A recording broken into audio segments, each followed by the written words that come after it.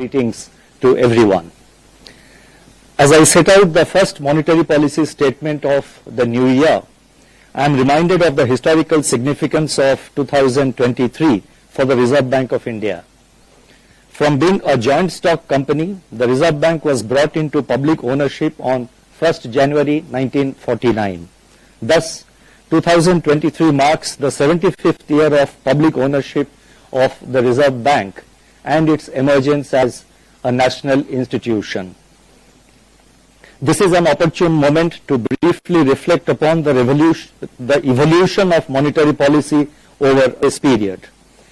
In the 2 decades after independence, the Reserve Bank's role was to support the credit needs of the economy under the 5-year plans. The following 2 decades were characterized by bank nationalization in 1969, the oil shocks, and monetization of large budget deficits and sharp rise in money supply and inflation. Monetary targeting was adopted in the mid-1980s to contain growth in money supply and curb inflation pressures.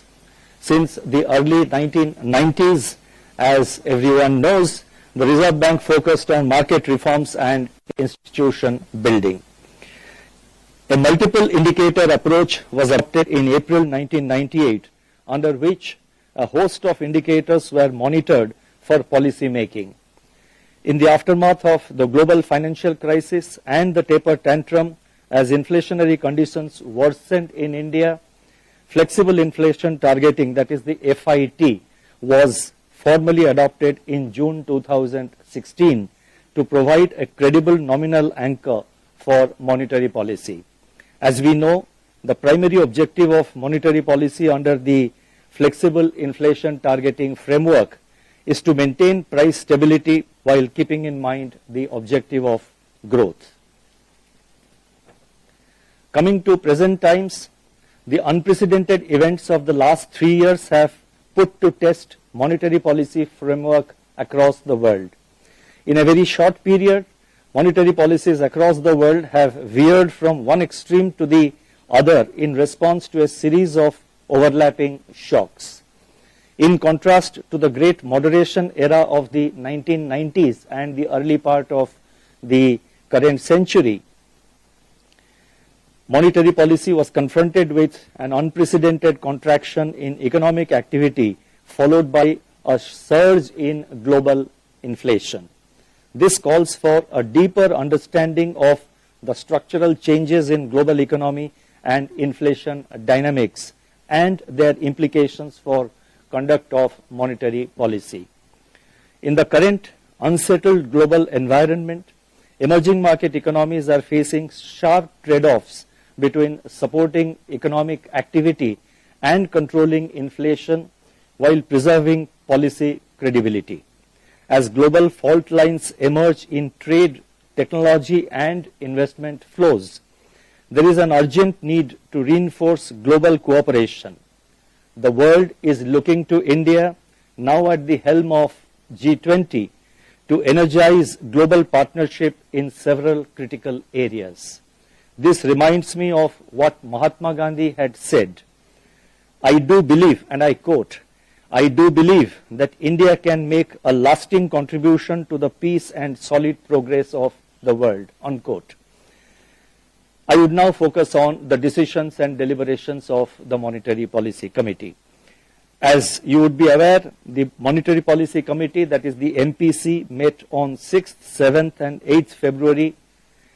Based on an assessment of the macroeconomic situation and its outlook, the MPC decided by a majority of 4 members out of 6 to increase the policy repo rate by 25 basis points to 6.5% with immediate effect. Consequently, the standing deposit facility, that is SDF rate, will stand revised to 6.25%, and the marginal standing facility, that is the MSF rate, and the bank rate to 6.75%. The MPC also decided by a majority of 4 out of 6 members to remain focused on withdrawal of accommodation to ensure that inflation remains within the target going forward while supporting growth. Let me now explain the MPC's rationale for these decisions on the policy rate and the stance. The global economic outlook does not look as grim now as it did a few months ago. Growth prospects in major economies have improved, while inflation is on a descent, though inflation still remains well above the target in major economies. The situation remains fluid and uncertain.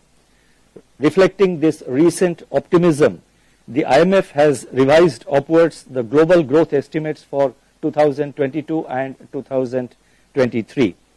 As price pressures wane, several central banks have opted for slower rate hikes or pauses. The US dollar has retreated sharply from its highest level in 2 decades. Tighter financial conditions caused by aggressive monetary policy actions, volatile financial markets, debt distress, protracted geopolitical tensions, and fragmentation continue to impart high uncertainty to the outlook for the global economy. Amidst these volatile global developments, the Indian economy remains resilient. Real GDP growth is estimated at 7% in 2022-23, according to the first advance estimate of the National Statistical Office, that is the NSO. Higher Rabi acreage, sustained urban demand, improving rural demand, robust credit expansion, gains in consumer and business optimism, and the government's enhanced thrust on capital expenditure and infrastructure in the recently presented Union Budget 23-24 should support economic activity in the coming year. Weak external demand and the uncertain global environment, however, would be a drag on the domestic growth prospects. Consumer price inflation in India moved below the upper tolerance level during November and December 2022, driven by a strong decline in prices of vegetables. Core inflation, however, remains sticky. Looking ahead, while inflation is expected to moderate in 2023-24, it is likely to rule above the 4% target. The outlook is clouded by continuing uncertainties from geopolitical tensions, global financial market volatility, rising non-oil commodity prices, and volatile crude oil prices. At the same time, economic activity in India is expected to hold up well. The rate hikes since May 2022 are still working their way through the system.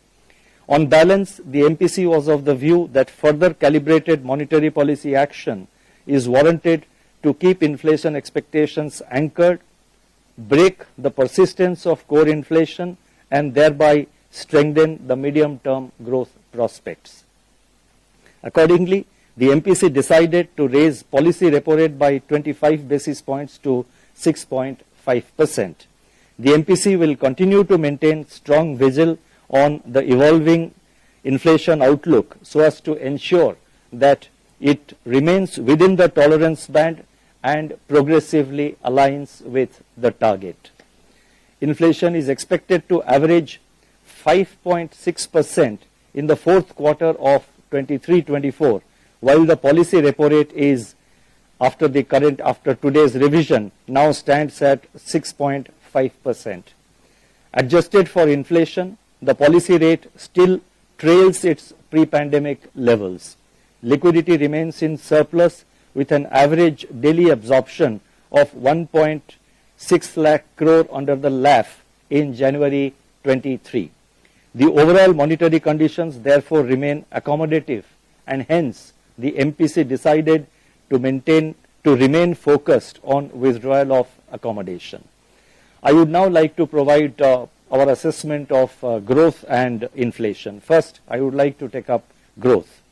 Available data for Q3 and Q4 of the current financial year, that is 22-23, indicate that economic activity in India remains resilient. Urban consumption demand has been firming up, driven by sustained recovery in discretionary spending, especially on services such as travel, tourism, and hospitality. Passenger vehicle sales and domestic air passenger traffic posted robust year-on-year growth. Domestic air passenger traffic crossed pre-pandemic levels for the first time in December 2022. Rural demand continues to show signs of improvement as tractor sales and two-wheeler sales expanded in December. Several high-frequency indicators also point towards strengthening of activity. I have listed out some of the high-frequency indicators which show improvement and strengthening of activity in the footnote of my statement. As you know, the statement will be uploaded in the RBI website. So if you are interested, you may like to have a look at it. Investment activity continues to gain traction. Non-food bank credit expanded by 16.7% as on January 27, 2023. The total flow of resources to the commercial sector has increased by rupees 20.8 lakh crore during 22-23 so far, as against 12.5 lakh crore rupees a year ago. Indicators of fixed investment, that is cement output, steel consumption, and production and import of capital goods registered robust growth in November and December. In several sectors such as cement, steel, mining and chemicals, there are signs that additional capacity is being created in the private sector. According to the RBI survey, seasonally adjusted capacity utilization increased to 74.5% in Q2 22-23. The drag from the net external demand, on the other hand, continued as merchandise exports contracted in Q3 22-23. On the supply side, agricultural activity remains strong with good rabi sowing, higher reservoir levels, good soil moisture, favorable winter temperature, and comfortable availability of fertilizers.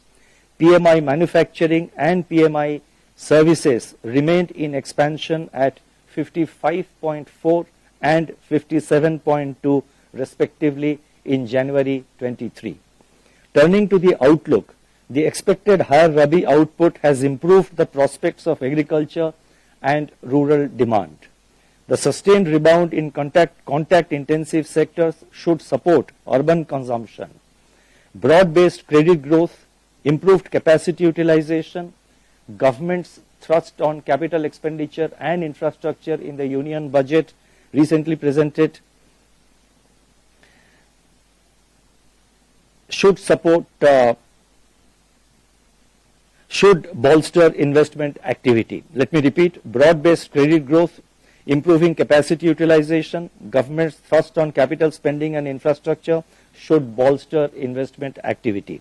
According to our surveys, manufacturing, services and infrastructure sector firms are optimistic about the business outlook. On the other hand, protracted geopolitical tensions, tightening global financial conditions, and slowing external demand may continue as downside risks to domestic output.